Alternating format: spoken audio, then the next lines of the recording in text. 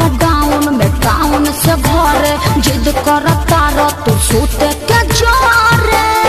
अरे दूर रहा। ओइला लॉकडाउन में टाउन से घरे जिद करता रह तू सोते के जोरे।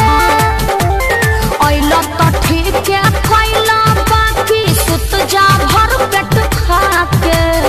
ओइला तो ठीक है खइला बाकी सुत जा भर पेट खा के। अरे बुझला जानी चुम्मा देता का जानी चुम्मा देता काहे? मुँह में से निटाई जरी लगा के। जानी चुम्मा देता मुँह में से निटाई जरी लगा के। ओहो अरे दूर रहो।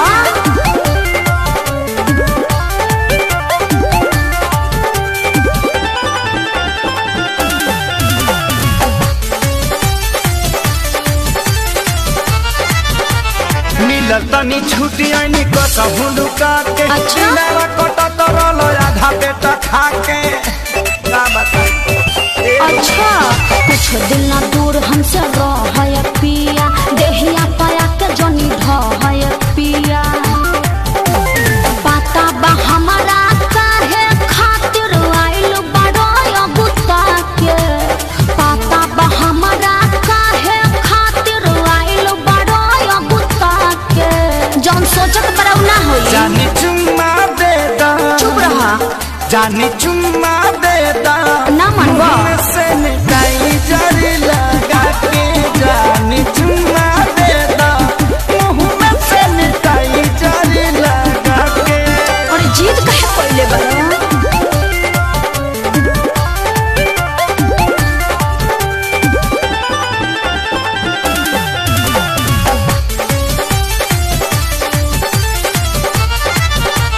जानी सारा कार जदी राखी स्कूल में 14 दिन रहे के पड़ी नियम और रूल में। हाँ तो घरहू में रूले में रह के पड़ी।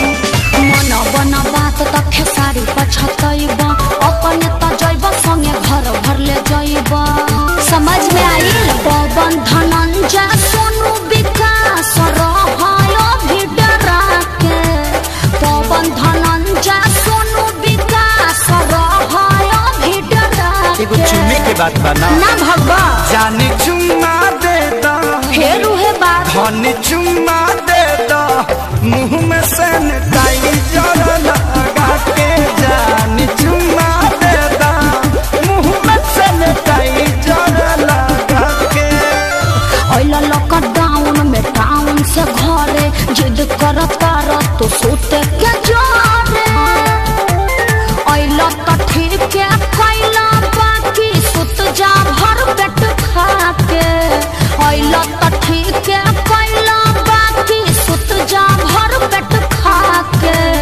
अरे बुझला जानी चुम्मा देता का जानी चुम्मा देता काहे? मुँह में से